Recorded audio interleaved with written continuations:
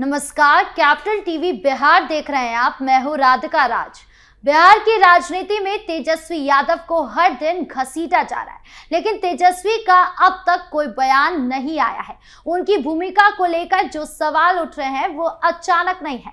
ये सवाल किसी एक बयान, एक दौरे या एक चुनावी हार से पैदा नहीं हुए हैं, बल्कि ये उस पूरी राजनीति का नतीजा है जिसे तेजस्वी यादव पिछले कुछ वर्षों से करते आए हैं। एक ऐसी राजनीति जिसमें मेहनत पर कम फोकस है और लालू के बेटे हैं, इसलिए महत्व ज्यादा दिया जा रहा है। संघर्ष नहीं करना है क्योंकि लालू से विरासत में राजनीति मिली है, वोट बैंक मिला है और इसीलिए लड़ना नहीं है। आकर्षण सत्ता का है और जमीन पर उतरने से ज्यादा भरोसा भाषणों और नारों पर किया है तेजस्वी ने, और यही है उनकी राजनीति की असली तस्वीर। तेजस्वी यादव नेता प्रतिपक्ष है। ये पद सिर्फ संवैधानिक नहीं होता, ये नैतिक जिम्मेदारी का पद भी होता है। चुनावी हार के बाद यही वो भूमिका होती है जहां एक नेता को जनता के बीच जाकर भरोसा लौटाना चाहिए, अपनी गलतियों को स्वीकार करना चाहिए और जमीन पर उतरकर ये दिखाना चाहिए कि वो सत्ता के बिना भी जनता के साथ खड़ा रह सकता है।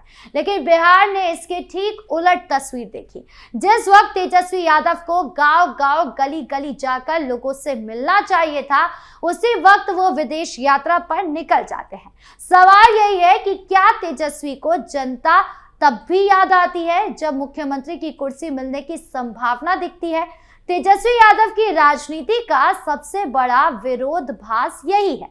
वो खुद को जननेता के रूप में पेश करते हैं, लेकिन जन संघर्ष से दूरी बनाए रखते हैं। ग्राउंड पर उतरकर काम करना मेहनत मांगता है। धूप, धूल, सवाल, विरोध, आलोचना, इन सब का सामना करना पड़ता है। तेजस्वी की राजनीति में ये जमीनी तपस्या कहीं नजर नहीं आती। इस बार के बिहार चुनाव में आपने देखा कि जब बारिश हुई तो कैसे तेजस्वी घर में दुबक गए, कैसे वो हेलीकॉप्टर उड़ाने का इंतजार करते रहे। कई दिनों तक की बारिश खत्म हो, हेलीकॉप्टर उड़े तो वो चुनावी यात्रा पर निकलकर भाषण दे रहे थे। और ठीक उनसे उलट नीतीश कुमार थे कि बारिश में ही लगभग 300 किलोमीटर चुनावी यात्रा पर निकल गए और दूसरे दिन उसी बारिश में उतनी दूरी की यात्रा करके वो वापस भी आ गए। और मैं उस नीतीश की बात कर रही हूं जिसे पूरे चुनाव में पूरा लालू कुनबा, उन्हें पगला, मानसिक स्थिति खराब होना, टोंगू चाचा जैसे न जाने क्या क्या गंदी गंदी गालियां देते रहे।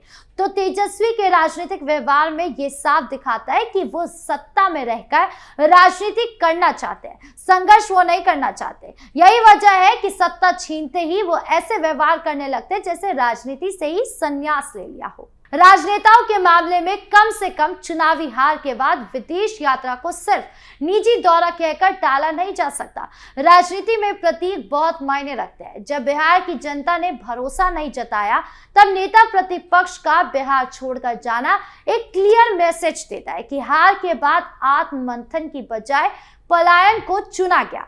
ये वही वक्त था जब तेजस्वी को अपने समर्थकों से मिलना चाहिए था, कार्यकर्ताओं का हौसला बढ़ाना चाहिए था और जनता को ये भरोसा देना चाहिए था कि वो हार से सीख लेकर आगे बढ़ेंगे। लेकिन ऐसा कुछ नहीं हुआ। तेजस्वी यादव की राजनीति बरसाती मेंढक जैसी लगती है। जब चुनाव का मौसम आता है तब वो अचानक सक्रिय हो जाते हैं, रैलियां करते हैं, भाषण करते हैं, बड़े बड़े वादे करते हैं, नई योजनाओं का ऐलान करते हैं, आक्रामक नारे देते हैं, सब कुछ दिखने लगता है। चुनावी मंच से ऐसा लगता है कि बिहार की सारी समस्याओं का समाधान तेजस्वी के पास ही है और वही इसका हल निकाल पाएंगे।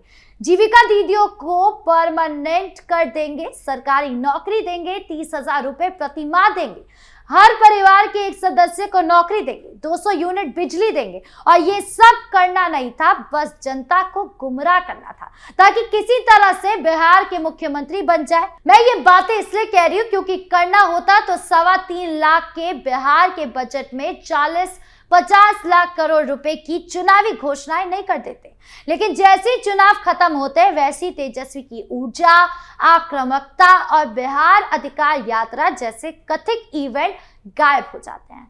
अवसरवादी राजनीति का यही सबसे बड़ा लक्षण होता है कि मौसम के साथ एक्टिव हो, मौसम खत्म तो एक्टिव होने की जरूरत नहीं। तेजस्वी यादव की समस्या सिर्फ जनता से दूरी की नहीं है, ये पार्टी के भीतर भी महसूस की जा रही है। आज आरजेडी के भीतर असंतोष की जो खबरें सामने आती है वो सिर्फ विरोधी दलों का प्रोपेगेंडा नहीं है। पार्टी के नेता और कार्यकर्ता भी ये समझने लगे हैं कि तेजस्वी नेतृत्व देने में कमजोर साबित हो रहे हैं। जिस नेता को हर वक्त पार्टी को बांधे रखना चाहिए, वही नेता मुश्किल वक्त में अनुपस्थित हो गए तो पार्टी के भीतर निराशा फैलना स्वाभाविक है। हाल ही में रामकृपाल यादव ने बयान दिया था कि आरजेडी के 25 विधायक भाजपा के संपर्क में हैं। हो सकता है कि उनका ये आरोप राजनीतिक हो, लेकिन ये पार्टी के अंदरूनी हालत की ओर इशारा जरूर करता है। सवाल ये नहीं है कि सभी विधायक सच में संपर्क में हैं या नहीं है। असली सवाल ये है कि ऐसी चर्चा क्यों पैदा हो रही है। ऐसी चर्चाएं तब भी जन्म लेती है जब नेतृत्व पर भरोसा कमजोर पड़ता है। अगर तेजस्वी यादव अपने विधायकों और कार्यकर्ताओं के बीच लगातार मौजूद रहते, उनकी बात सुनते, उन्हें भविष्य का रोड मैप देते, तो इस तरह के आरोप कभी नहीं लगते। तेजस्वी यादव की राजनीति में एक और बड़ी कमजोरी है, वो खुद को लालू यादव की विरासत का स्वाभाविक उत्तराधिकारी मानकर चलते हैं। लेकिन राजनीति विरासत से नहीं, नेतृत्व क्षमता से चलती है। लालू यादव ने अपने राजनीतिक जीवन में संघर्ष किया, जेल गए, सड़क से संसद तक की यात्रा की, हालांकि चारा घोटाला करके सब चौपट कर गए। लेकिन तेजस्वी यादव को वो संघर्ष विरासत में नहीं मिला। उन्हें तैयार मंच मिला, तैयार पार्टी मिली, लेकिन उस मंच को संभालने की मेहनत कहीं नजर नहीं आई। यही वजह है कि परिवार के स्तर पर भी तेजस्वी कमजोर पड़ते दिखाई दे रहे हैं। लालू परिवार के भीतर कई बार ऐसे संकेत मिले जो बताते हैं कि नेतृत्व को लेकर असमंजस है। तेजस्वी यादव अपनी राजनीति में भावनाओं का इस्तेमाल तो खूब करते हैं, लेकिन ठोस संगठनात्मक मेहनत की कमी साफ दिखाई देती है। चुनाव के वक्त बेरोजगारी, महंगाई, आरक्षण, सामाजिक न्याय जैसे मुद्दों पर आक्रामक भाषण दिए जाते हैं, लेकिन चुनाव के बाद इन्हीं मुद्दों पर कोई लगातार आंदोलन, कोई जनसंपर्क अभियान या कोई वैकल्पिक नीति नजर नहीं आती है। ये राजनीति नहीं बल्कि चुनावी इवेंट मैनेजमेंट है। एक मजबूत नेता वही होता है जो हार के बाद और ज्यादा मजबूत होकर जनता के बीच लौटता है। कई ऐसे नेता हैं जिन्होंने हार को अपनी ताकत बनाया, लेकिन तेजस्वी यादव की राजनीति में हार के बाद हताशा दिखती है। वो ये नहीं देखते कि कहां कमी रह गई, भविष्य में ऐसी क्या योजना बनाई जाए जिससे बेहतर विकल्प मिले जनता को। विदेश यात्राएं, सीमित बयानबाजी और सोशल मीडिया तक सीमित राजनीति ये बताती है कि वो दबाव झेलने के आदी नहीं। आज बिहार की जनता ही नहीं, आरजेडी के नेता भी ये समझने लगे कि तेजस्वी यादव केवल सत्ता के आसपास सक्रिय रहते हैं। ताज दिखेगा तभी जनता के बीच जाएंगे, सत्ता दूर होगी तो दूरी बना लेंगे। जैसे हार के बाद वो काफी दिनों से यूरोप टूर पर है। यही कारण है कि पार्टी स्तर पर भी वो फिसड्डी साबित हो रहा है। कार्यकर्ता असमंजस है, विधायक भविष्य को लेकर चिंतित है, नेतृत्व एक स्पष्ट दिशा देने में नामक दिखाई दे रहा है। तेजस्वी यादव खुद को युवा नेता कहते हैं, लेकिन युवा नेतृत्व का मतलब सिर्फ उम्र नहीं होता। युवा नेतृत्व का मतलब ऊर्जा होती है, निरंतरता होती है और संघर्ष होता है। अगर वही युवा नेता जमीन पर उतरकर काम करने में कतराएगा तो उसकी राजनीति खोखली हो जाती है। तेजस्वी की बिहार की राजनीति आज उसी मोड़ पर खड़ी है जहां आज तेजस्वी यादव को लेकर कोई भी कंफ्यूजन में नहीं है। तो सवाल यही है कि क्या तेजस्वी यादव अपनी राजनीति के तरीके को बदल पाएंगे?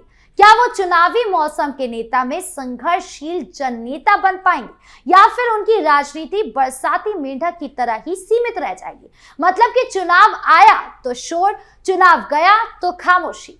फिलहाल जो तस्वीर दिख रही है वो यही संकेत देती है कि तेजस्वी यादव मेहनत की राजनीति के लिए नहीं बल्कि ताज की राजनीति के लिए बने हैं। और यही वजह है कि पार्टी, परिवार और जनता तीनों के स्तर पर वो आज कमजोर पड़ते नजर आ रहे हैं। आपकी इस पूरे मामले को लेकर क्या राय है, कमेंट बॉक्स में जरूर बताएं। धन्यवाद।